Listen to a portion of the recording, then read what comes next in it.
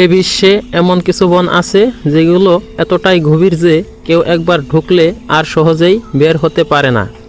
যেমন অ্যামাজনের জঙ্গল বা ভারতীয় কিছু নির্জন ভয়ঙ্কর বন। এখানে লুকিয়ে আছে বিপজ্জনক প্রাণী, অজানা সব জায়গা এবং পথ হারানোর ভয়।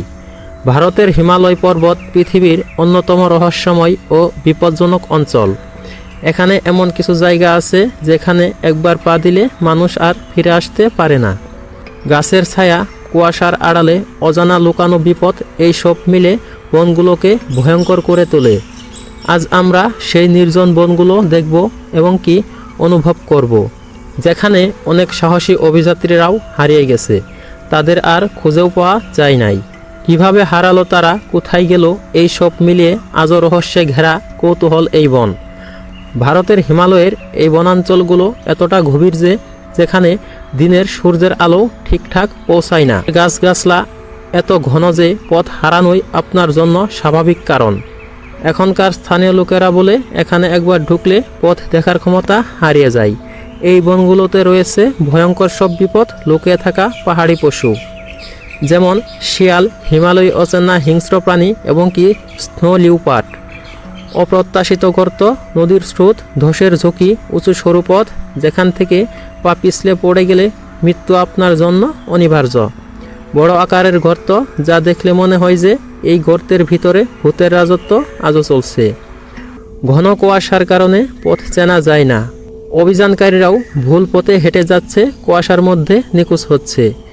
এই নির্জন বনগুলোতে বহু অভিযাত্রী বা পর্যটকরাও নিখোঁজ হয়েছে। 2015 সালে এক পাহাড়ি অভিযাত্রী দল ধ্বংসপ্রাপ্ত টেইলে হারিয়ে গিয়েছিল। তাদের আর খুঁজে পাওয়া যায়নি। অনেক খোঁজাখুঁজির পর শুধু তাদের সামান্য সরঞ্জামের চিহ্ন মিলেছিল। স্থানীয় মানুষেরা বলে এদের কেউ আর বন থেকে ফিরে আসেনি। এদের আত্মা আজও কুয়াশার মধ্যে ভেসে বেড়ায়।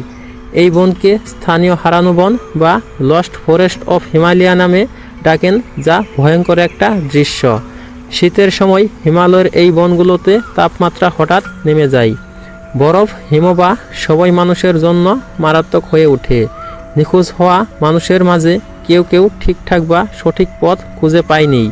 এই বনগুলোতে কেবল পথ হারানো নয়, বরং মানুষের দেহ ও মন প্রাকৃতিক বিপদে ভেঙে পড়ে। হিমালয়ের এই বনগুলোতে শুধু মানুষই নয়, আছে অদ্ভুত প্রাণীদের আনাগোনা। লোককথায় অনুযায়ী কেউ অদ্ভুত চিৎকার বা গর্জনের শব্দ শুনতে পায়। কেউ কেউ বলেন এটা সম্ভবত হিমালয়ী স্নো লিওপার্ড অথবা হারানো আত্মার কোনো এক চিৎকার বা অজানা সব বন্যপ্রাণীর আওয়াজ।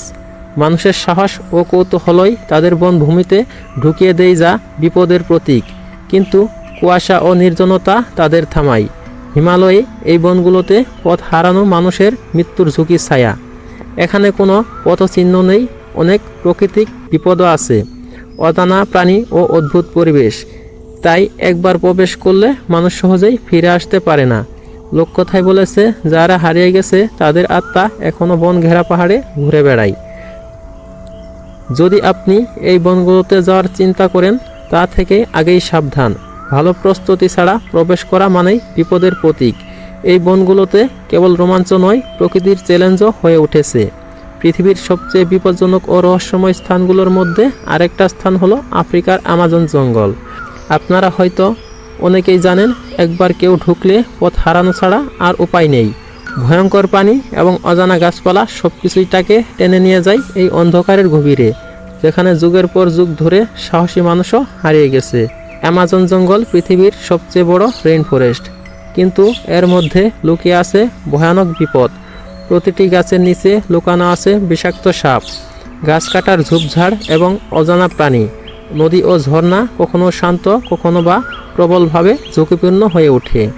কুয়াশার এই গাছের ছায়াপথ হারিয়ে দেয়। স্থানীয় সব লোকেরা বলে জঙ্গলের কিছু ভয়াবহ অংশ অভিযাত্রী গ্রহণ করে না।